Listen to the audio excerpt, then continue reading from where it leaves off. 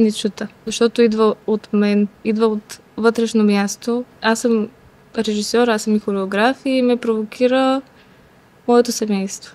Историята във всички случаи не е същата, не е едно към едно, но е вдъхновена от там. В самото представление става въпрос за домашното насилие. Това е главната тема. Нещо като подтема, да кажем, е алкохолизма и зависимостта. И какво може да се случи, какви може да са последствията от тази зависимост. Самата постановка е направена да се гледа леко някакси. Не е прекалено абстрактно. Винаги се разбира в кой момент какво се случва, какво правят. И затова мисля, че е доста подходяща за всеки, който иска да дойде да я гледа.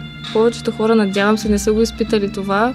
Много хора не могат и да се препознаят вътре. И което това ще ги докосне още повече. Елате и ни вижте. Много ще се радваме, защото много се трудихме, много часове, много месеци. И наистина е хвърлено много любов по този спектакъл.